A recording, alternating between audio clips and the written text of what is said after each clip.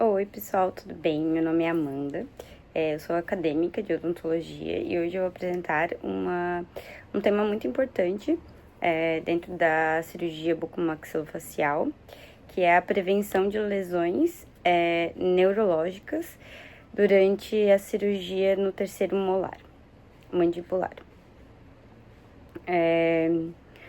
O artigo que eu utilizei como base é o Prevention of Neurological Injuries During Mandibular Dirge Molar Surgery, Technical Notes, publicado por Lamonaca e colaboradores em 2017.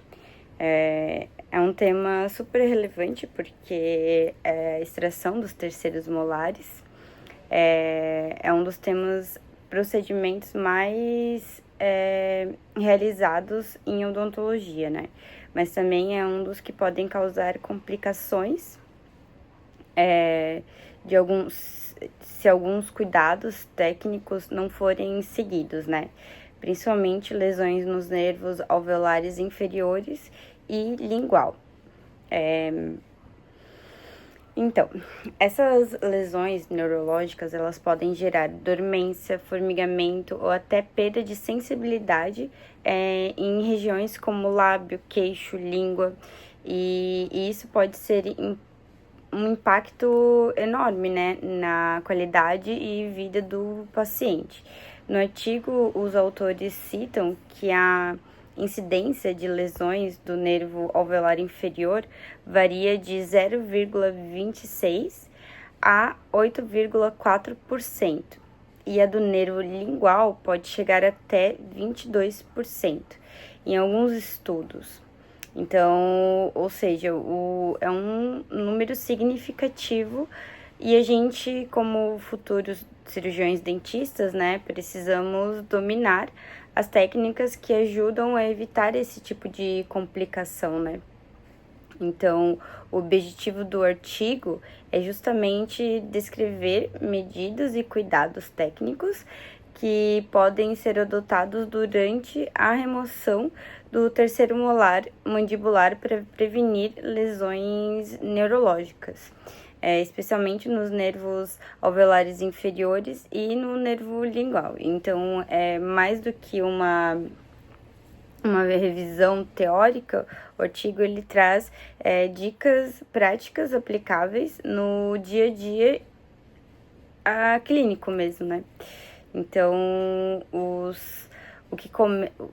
quando começamos pelos fatores de riscos relacionados ao nervo alveolar inferior, os autores destacam que as chances de lesão, elas aumentam em pacientes mais velhos, em casos de impactação profunda, né, do terceiro molar, e principalmente quando há relação anatômica muito próxima entre as raízes e o canal mandibular.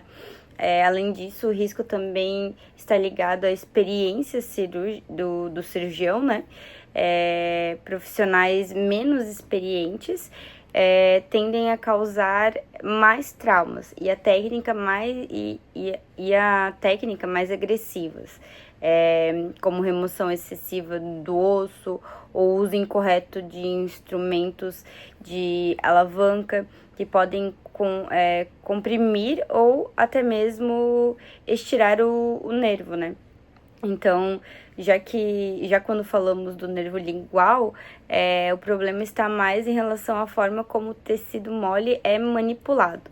Erros comuns incluem, né, retalhos mal desenhados, retratores inadequados e tração excessiva da mucosa lingual, além de fraturas da cortical interna da mandíbula durante a osteotomia.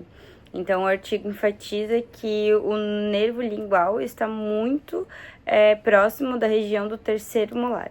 Então, qualquer descuidado, até mesmo na anestesia mesmo, pode gerar uma parestesia temporária, né? Ou até permanente. Então, em relação às técnicas de prevenção, o primeiro ponto citado é o planejamento do retalho. A incisão deve permitir uma boa visibilidade do campo cirúrgico, mas sem envolver o lado lingual da mucosa crestal. Então, justamente para evitar tracionar ou lesar o nervo lingual.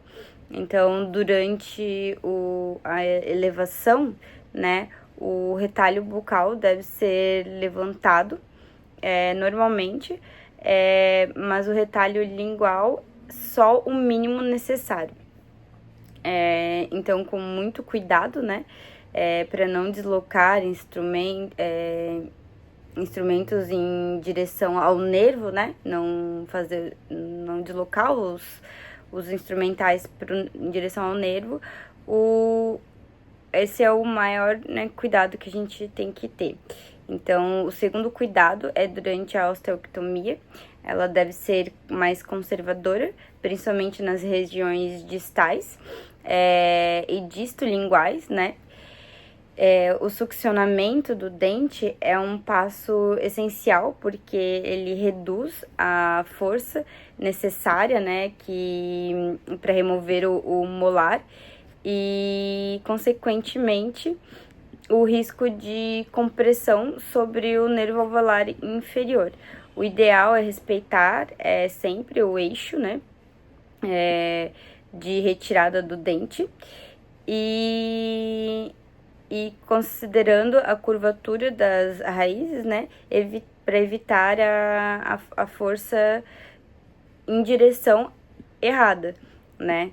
Então, a gente também tem a limpeza do alvéolo e a sutura, né. Após a remoção, o debridamento do alvéolo deve ser feito de forma muito cuidadosa, né, especialmente se o canal mandibular estava exposto ou em contato íntimo com as raízes. Na sutura, o artigo recomenda uma técnica interessante, perfurar a mucosa do lado lingual para o bucal, especialmente na região de retromolar, né, para que o nó fique longe da área onde passa o nervo lingual.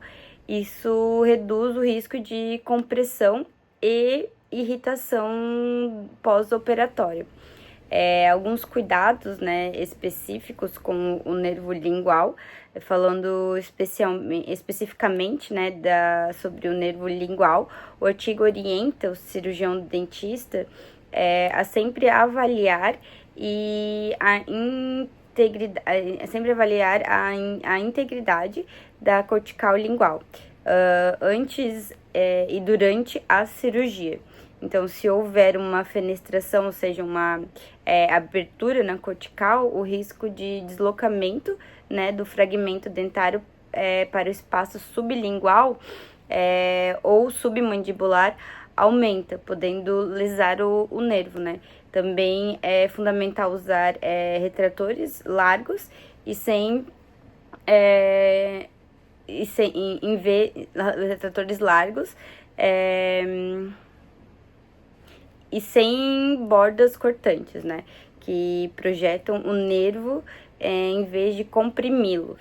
Então, durante o seccionamento, sempre que possível, o corte da coroa deve ser feito no sentido mesiodistal, evitando inclinar o instrumental em direção à língua, né. Então, as técnicas de alternativa em experiência do cirurgião, o artigo também mencionou algumas alternativas, né, e considerações importantes. A principal delas é a coronectomia, que consiste em remover apenas a coroa do terceiro molar e manter as raízes quando elas estão em contato direto com o canal mandibular. Essa técnica ela reduz bastante o risco de lesão no nervo alveolar inferior. E outro ponto é que o cirurgião que as cirurgias realizadas por profissionais experientes apresentam índices muito menores de complicações neurológicas, né? Então, ou seja, além de técnica, a prática supervisionada e o planejamento são fundamentais para a segurança do paciente em si. Para concluir, né, o artigo, eu reforço que a prevenção é o principal pilar na cirurgia do terceiro molar mandibular, com um bom conhecimento anatômico, planejamento pré-operatório, radiografias bem interpretadas e execuções cuidadosas das técnicas, né, descritas. É possível minimizar praticamente todos os riscos de lesões neurológicas. E como futuros cirurgiões dentistas, a nossa meta deve ser sempre associar precisão, técnica, respeito à anatomia, para garantir mesmo a segurança e conforto do paciente. E é isso. Espero que a professora tenha gostado da minha explicação. Esse artigo é uma leitura muito boa para quem quer se aprofundar em cirurgia oral mesmo, né?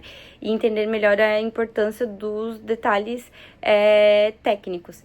E obrigada pela oportunidade de estar fazendo esse vídeo. E se tiver alguma dúvida, pode me mandar. E é isso. Muito obrigada, professora.